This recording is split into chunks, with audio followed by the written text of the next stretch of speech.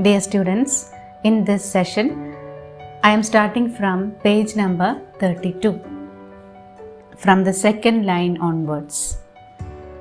Very justly, as it seems to me, he chooses Faulkner as the contemporary writer, who, along with Ernest Hemingway, best illustrates the power and importance of ideas in literature. In the previous session, we were talking about the four authors and how they got influenced by Freud and Spengler. One among the four authors were Faulkner.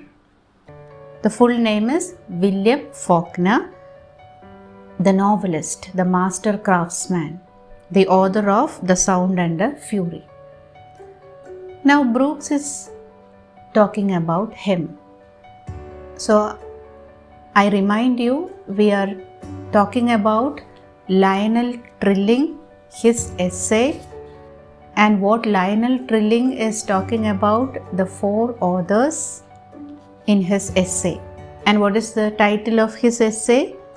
The Meaning of a Literary Idea. So what does Lionel Trilling speak here about William Faulkner?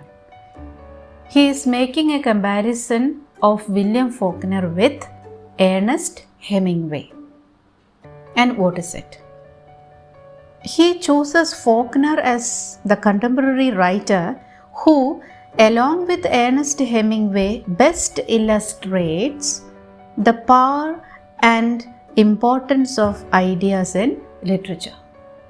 Trilling is thoroughly aware that his choice will seem shocking and perhaps perverse because, as he writes, Hemingway and Faulkner have insisted on their indifference to the conscious intellectual tradition of our time and have acquired the reputation of achieving their effects by means that have the least possible connection with any sort of intellectuality or even with intelligence. So this is a quotation from Lionel Trilling's essay. So what is it? Trilling is thoroughly aware that his choice will seem shocking and perhaps perverse. According to Cleanth Brooks, Trilling's choice of William Faulkner and Ernest Hemingway and his idea of comparing Faulkner with Ernest Hemingway sometimes will seem shocking to the readers. Why? And as an answer, he gives the quotation by Lionel Trilling. What is it? Hemingway and Faulkner have insisted on their indifference to the conscious intellectual tradition of our time. Both Hemingway and Faulkner, they have not given much importance to the intellectual activity that is going on in their contemporary period.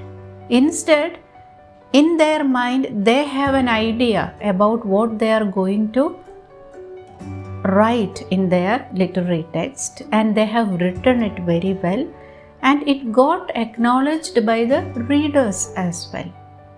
So they were not very particular about the contemporary scenario, the intellectual activity, like the development in the field of science, in the field of psychology, or in the field of history and politics likewise. Maybe they were all influenced by all those progresses, but they had not given much importance to all sorts of intellectual activities in the contemporary age, and have acquired the reputation of achieving their effects by means that have the least possible connection with any sort of intellectuality or even with intelligence. The point will be explained in the next paragraph. Here, Trilling shows not only acute discernment but an admirable honesty in electing to deal with the hard cases. With the writers who do not clearly and easily make the case for the importance of ideas. According to Cleanth, Trilling would like to express what a writer is trying to do in a work of art. A writer is mainly interested in writing about his ideas and how those ideas are getting recorded in his writing and how the readers they try to enjoy or understand those ideas. It is a very remarkable process altogether. I applaud the discernment and the honesty, but I wonder whether the whole discussion in his essay does not indicate that Trilling is really much closer to the so-called new critics than perhaps he is aware.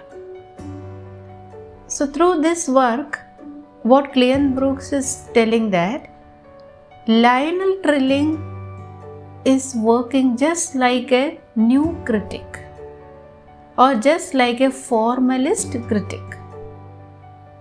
He is talking about William Faulkner, he is talking about Ernest Hemingway, and also how Faulkner and Ernest Hemingway, both of them, they seem indifferent to the intellectual activity of their particular period, and they more concentrate on the ideas they wish to be imparted through their writings.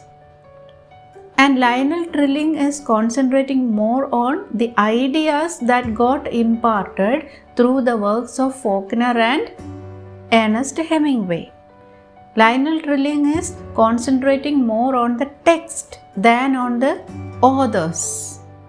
And such a way of analysis is the characteristic feature of a formalist critic. And in that sense, Lionel Trilling is much closer to new critics according to Cleanth. I wonder whether the whole discussion in his essay does not indicate that Trilling is really much closer to the so-called new critics than perhaps he is aware. Lionel Trilling himself is not aware that he is working as close to the new critics. And who are new critics? There is a note given in the bottom of your page, note number 14. New critics is a formalist school that took their cue from the Russian formalists. The new critics put an end to the traditional mode of criticism and evolved a systematic, text-oriented approach in the domain of Anglo-American criticism. So new critics are those critics who give a text-oriented approach in literary criticism. And Cleanth is very happy to find a critic in Lionel Trilling just like the new critic, because Trilling is concentrating more on the ideas and text than on the authors like William Faulkner and Ernest Hemingway. For Trilling, one notices rejects any simple one-to-one relation between the truth of the idea and the value of the literary work in which it is embodied. Moreover, he does not claim that recognizable ideas of a force or weight are used in the work, or new ideas of a certain force and weight are produced by the work. He praises rather the fact that we feel that Hemingway and Faulkner are intensely at work upon the recalcitrant stuff of life. So what is the idea here? for Trilling, when he compares William Faulkner with Ernest Hemingway.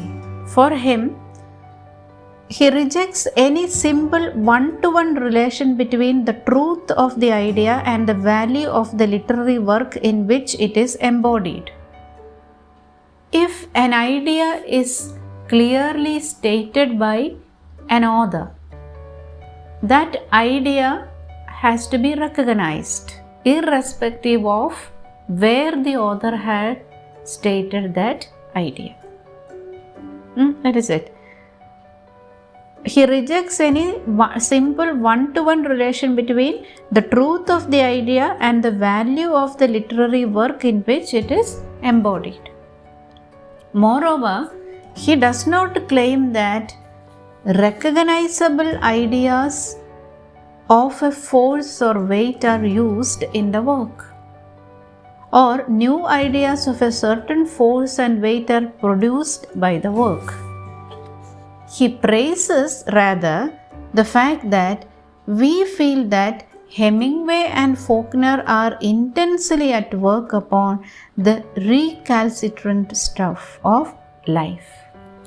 So, what is the meaning of recalcitrant stuff?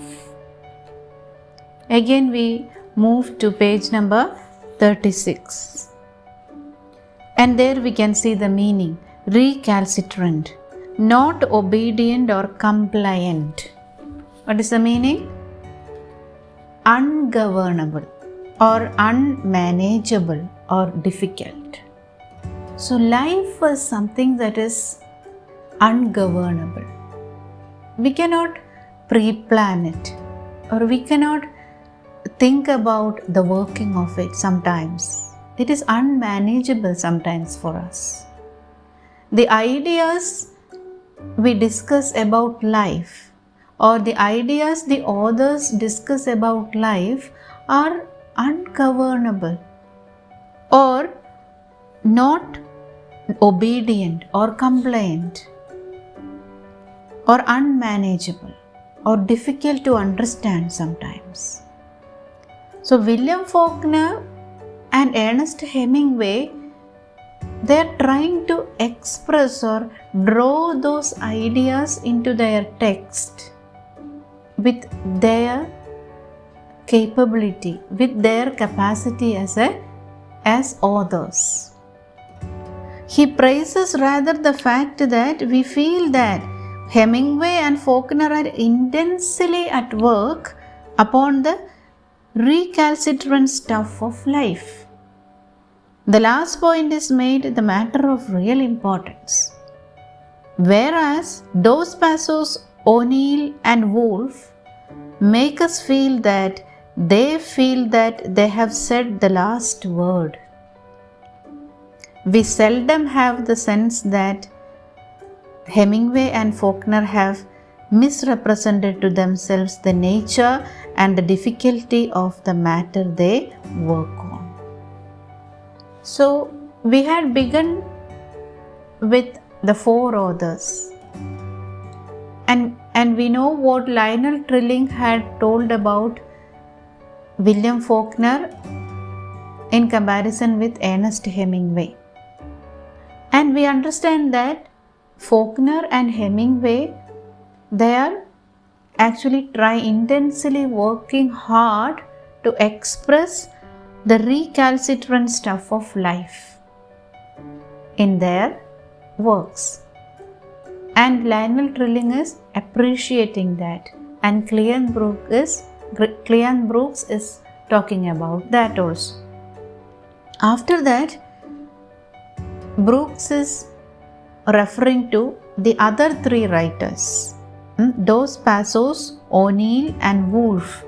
They make us feel that they have said the last word. We seldom have the sense that have misrepresented to themselves the nature and the difficulty of the matter they work on. Trilling has chosen to state the situation in terms of the writer's activity. Faulkner is intensely at work, etc. But this judgment is plainly an inference from the quality of Faulkner's novels. Trilling has not simply heard Faulkner say that he has had to struggle with his work. So what does he say? When we think about Faulkner, William Faulkner and Ernest Hemingway, I invite your attention to what we had discussed in page number 29. In page number 29, there was a reference to Ernest Hemingway. I don't know whether you remember it or not. Ernest Hemingway talking about his best work. His last novel as his best work. We have already discussed it in page number 29. And here in page number 33, Brooks is referring to that. Lionel Trilling is appreciating William Faulkner, analyzing what has been written by William Faulkner. He is appreciating William Faulkner because William Faulkner had told about his work as a great work. He is not appreciating him based on the author's comment on his own work. Lionel Trilling is appreciating Faulkner's work, going through the work as a literary piece of work. He is not depending upon what the author says about the work. But earlier, in page number 29, we saw Ernest Hemingway making a comment about his last novel, and some people, they tend to believe that. That is the reference now Brooks makes here. I take it Mr. Hemingway's declaration about the effort he put into the last novel impresses Trilling as little as it impresses the rest of us. So with this, I wind up this session. We will continue the text in the next session. Thank you.